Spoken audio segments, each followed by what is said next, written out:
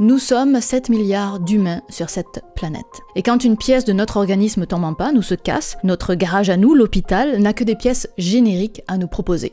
Parfois dans des tailles différentes, mais rien qui n'ait été pensé exactement pour nous. Est-ce qu'on pourrait faire en sorte que chacune de nos pièces de remplacement soit adaptée exactement à chaque personne qui en a besoin? Alors oui, on pourrait. Avant toute chose, y a-t-il un intérêt à personnaliser tous les appareillages biomédicaux? Bien sûr que non. Une attelle comme celle-ci, par exemple, c'est très générique, ça s'adapte à tout le monde, ce serait ridicule de le faire. Le mieux est parfois l'ennemi du bien, il faut venir chercher la personnalisation là où elle est la plus pertinente. Et c'est ce vers quoi la conception d'instruments biomédicaux se dirige. Nous sommes la génération qui voyons naître ce que l'on appelle la médecine personnalisée.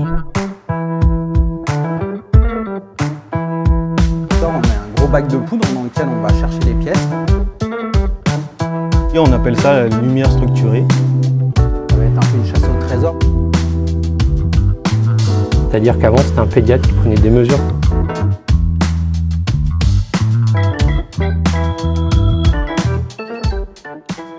J'ai discuté avec de nombreuses personnes de cette entreprise, Chabloz Orthopédie, avec qui je collabore sur cette vidéo, afin de comprendre le processus de personnalisation. Pour l'illustrer, on va prendre le cas de ce casque. Il est indiqué pour les nourrissons qui souffrent de plagiocéphalie, c'est-à-dire pour des bébés qui ont la tête plate. On ne s'intéresse pas du tout à la pathologie ici, mais seulement au processus de conception pour arriver à un produit fini. Globalement, il va y avoir 6 étapes dans la conception d'un appareil orthopédique personnalisé. Premièrement, l'acquisition de données. Pour faire un objet adapté à un patient en particulier, il faut avoir des données sur lui qui permettront de, deuxièmement, créer un jumeau numérique que l'on pourra manipuler virtuellement afin de, troisièmement, ajuster la prothèse ou l'orthèse en question, concevoir, quatrièmement, et enfin de l'imprimer, cinquièmement, pour enfin, sixièmement, la faire tester au patient.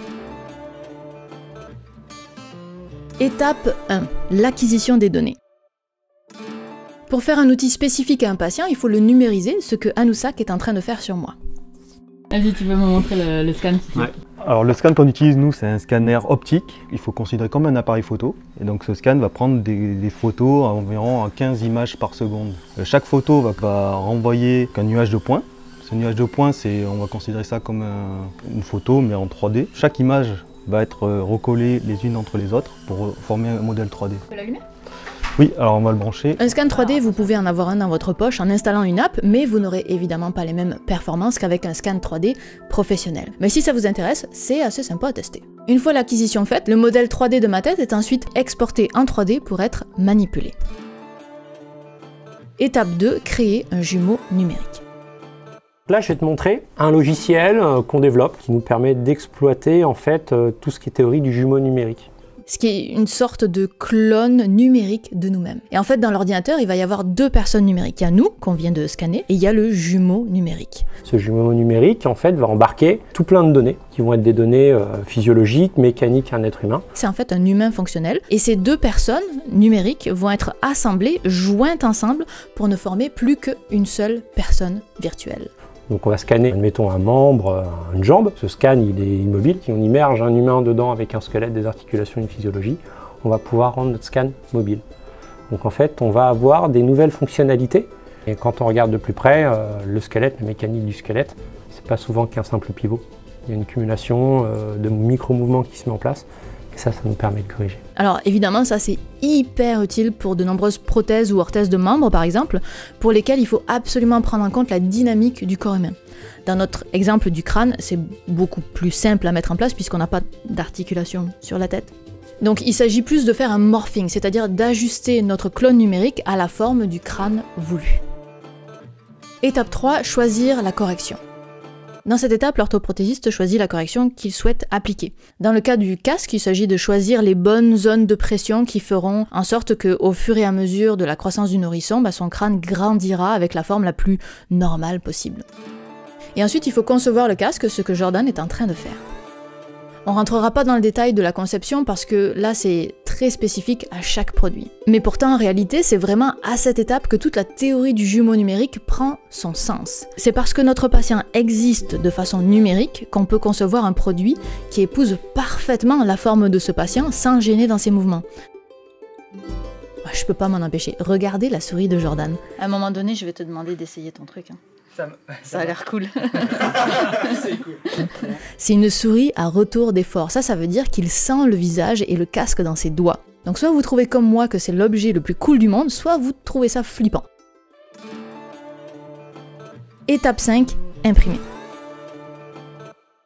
L'impression 3D, vous en entendez parler depuis des années, mais on vous la présente tout le temps de la même façon, moi y compris d'ailleurs. Soit pour imprimer des trucs inutiles comme des cale-portes, soit pour imprimer des organes, ce qui est une promesse de l'impression 3D et non quelque chose qui se réalise vraiment aujourd'hui. D'ailleurs, si vous ne savez pas du tout ce qu'est l'impression 3D, je vous renvoie vers la série de 3 vidéos que j'avais faites sur la chaîne du Vortex. Et oui. Un gros stuff en plastique.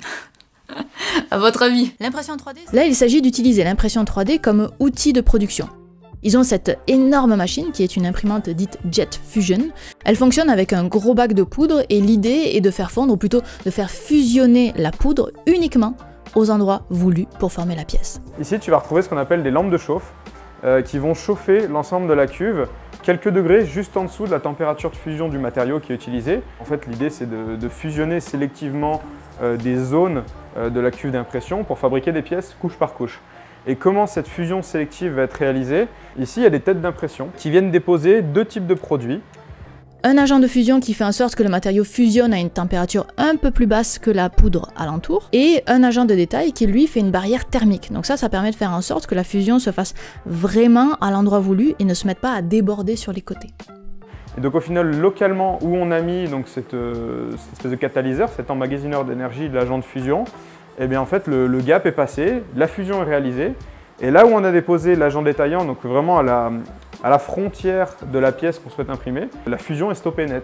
Une fois l'impression terminée, le bac est transféré dans la processing station pour être refroidi, puis pour aller faire...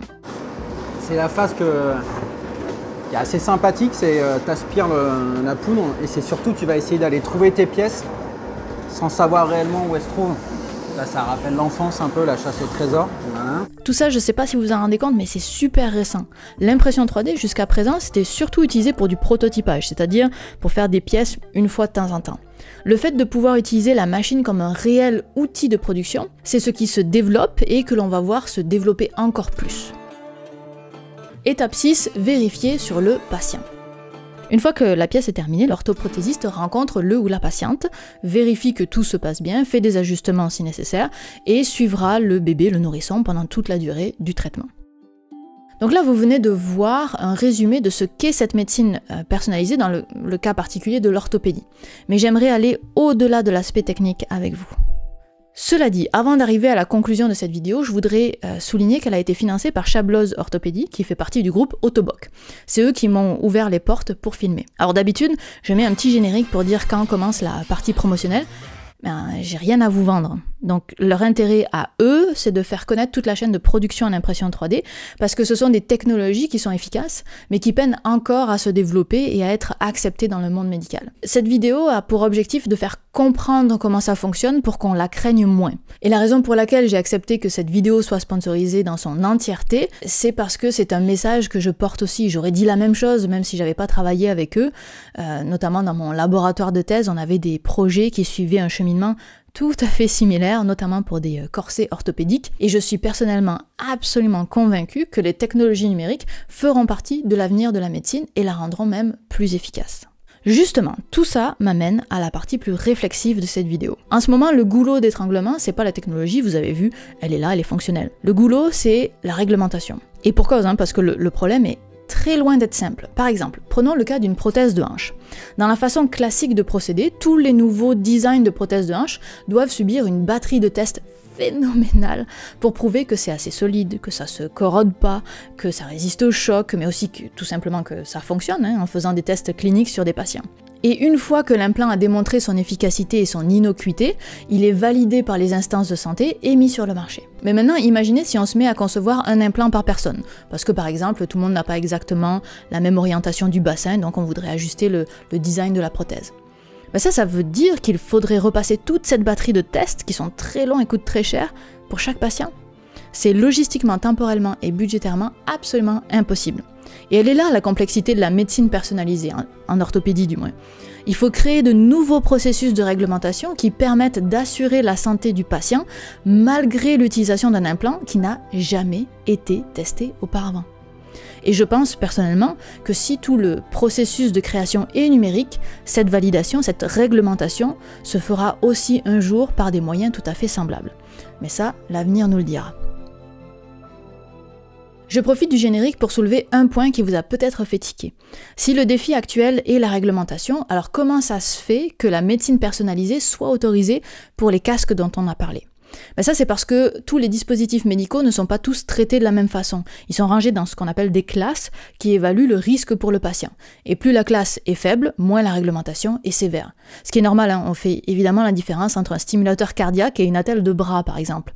Et le casque, il passe sans problème les réglementations actuelles parce qu'il est très peu risqué pour le patient. J'espère que ça vous a plu, on se retrouve la prochaine fois. Bye.